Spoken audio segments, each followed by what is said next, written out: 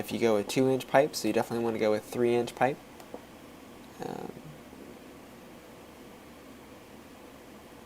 Although 2-inch is acceptable. Diagonal bracing. So this is kind of a judgment call. This will add an extra cost, but can also reduce the amount of piers. In this case, let's see how much price per watt it increases. And again, this is MSRP, so it doesn't actually increase the price by that full amount. It's approximately half of what this MSRP, the actual cost increase to the installer is going to be approximately half of the MSRP. So diagonal bracing, let's go yes and see how it changes it. So it increases the price by 10, which is approximately 5 cents per watt to the installer, but it doesn't decrease the piers at all. Let's go if we had D. So if we had exposure D, it would decrease the piers down to 2, and that might be worth it. But in this case, it does not increase. What would it be if it was B? B is the same. So yeah, so diagonal bracing does not seem cost effective in this instance, but there certainly will be other instances in which the extra cost per watt will be worth it because it'll reduce the piers so much, which will reduce labor and materials cost. Generally, not always, but it can be by a larger amount than the extra cost of paying for the diagonal bracing himself. Hole diameter, this is really probably up to the installer to decide, but this will decrease the minimum hole depth. So the wider your diameter, the less deep you need the hole to be, and conversely, the smaller the diameter of the hole, the deeper the hole needs to be in order to have enough concrete. Tilt angle. So this is so what is the latitude of Lawrence, Kansas? Latitude, Lawrence, Kansas. It's going to be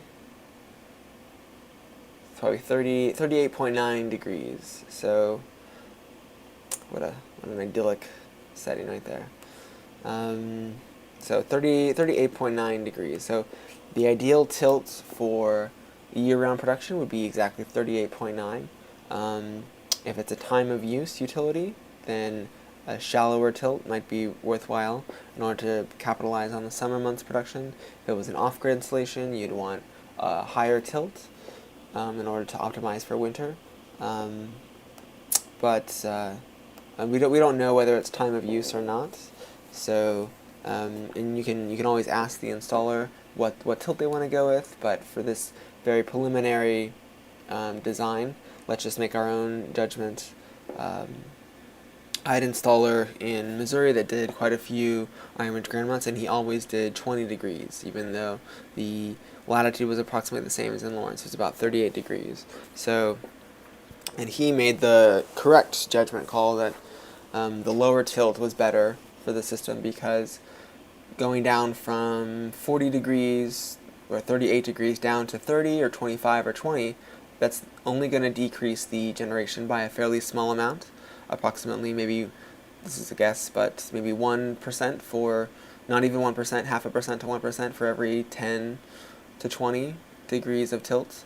This is probably more pronounced going from a flat panel at 0 degrees tilt to 5 or 10 or 15.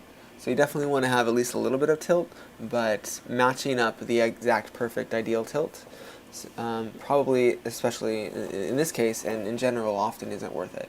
Because for a number of reasons, one, you just don't get that much extra production by having in this case a tilt matching latitude versus a tilt that's 20 degrees.